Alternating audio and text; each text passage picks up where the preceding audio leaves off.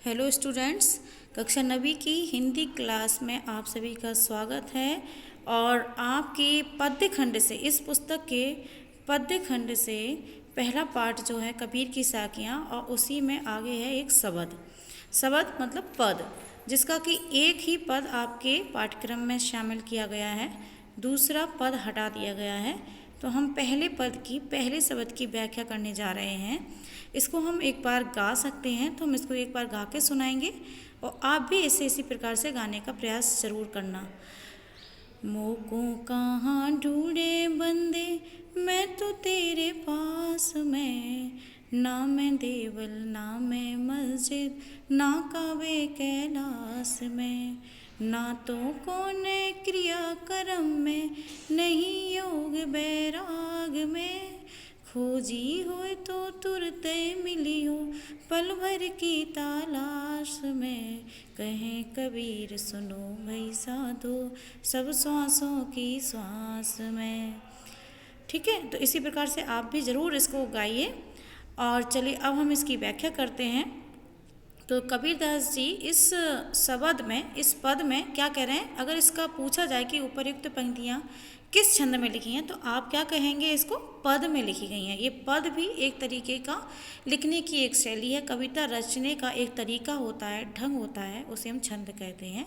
तो ये पद है, इस प्रकार से कविता को लिखना ये पद कहलाता है। तो इन्होंने कबीरदास जी ने साखियाँ और शब्द लिखे हैं। तो उनकी जो साखियाँ हैं वो दोहा छंद में, और जो शब्द है वो पद है। तो इसमें हम देख रहे हैं कि उन्होंने क्या कहा है कि मोह को कहाँ ढूंढे बंदे, मैं तो तेरे पास में। उन्होंने ईश्वर की सच्ची उपासना की यहाँ पे चर्चा की है कि ईश्वर जो है हमें कहाँ प्राप्त हो सकते हैं। तो उन्होंने कहा है कि एक भक्त को, एक बंदे जो कह रहे हैं कि एक भक्त को संबोधित कर रहे हैं कि जैसे उस बंदे से, उस भक्त से ईश्वर कह रहा हो, उस मैं शैली में कहा गया है कि ईश्वर जैसे कह रहा है कि मुँह को कहाँ ढूंढे बंदे, कि हे बंदे, हे भक्तजन, हे मनुष्यजन, मुझको कहाँ आप ढूंढते घूम रहे हो, मैं तो तेरे पास में, मैं तो तुम्हारे पास में ही हूँ। जैसे ईश्वर कह रहा है हमसे कि मुझको तुम कहाँ कहाँ ढूंढते फिर रहे हो, जबकि मैं तो तुम्हारे पास में ही हूँ। वो कहते हैं, कबीरदास जी कहते हैं कि ईश्वर कहता है कि ना मैं देवल ना मैं मस्जिद। देवल मतलब देवताओं का स्थान, यानी कि मंदिर। तो कहते हैं ना मैं देवताओं के स्थान यानी मंदिर में वास करता हूँ, ना मैं मस्जिद में हूँ, ना मैं काबा। काबा मैंने अभी पहले अपने साखियाँ जो पढ़ी थी उसमें भी काबा नाम आया था। काबा क्या है कि मुस्लिमों का तीर्थ स्थल है। तो उन्होंने कहा ना मैं काबा में हूँ और ना मैं कैलाश पर हूँ। तो कहते हैं ना तो कौन है क्रियाक्रम में, और ना ही कोई कर्मकांड, जैसे हम यज्ञ तप हवन ये सब चीज़ें करते हैं, है ना।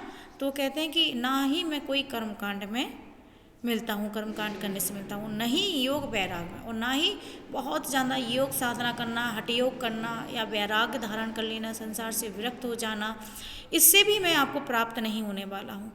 वो कहते हैं कि खोजी होए तो तुरंत मिली हो। अगर तुम वास्तव में मेरी खोज करना चाहते हो, वास्तव में अगर ईश्वर मेरी खोज में लगता है, तो मैं उसे तुरंत ही मिल जाऊंगा, पल भर की तलाश में, एक पल, एक क्षण में मैं उसे प्राप्त हो सकता हूँ।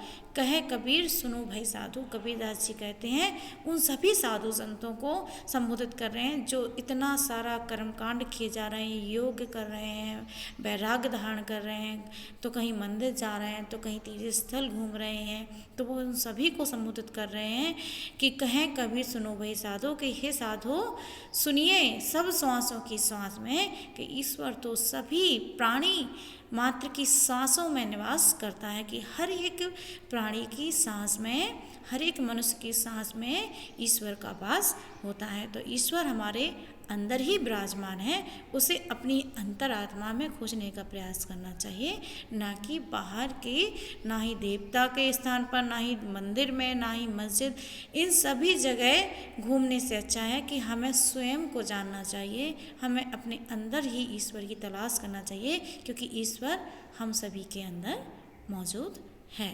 तो इस पद का यही सार है कि हमें कोई बाहरी आडंबर ना करते हुए ईश्वर को अपने मन में, अपनी आत्मा में ही ढूंढने का प्रयास करना चाहिए। आशा करते हैं आपको ये पद जरूर समझ में आया होगा। Thank you.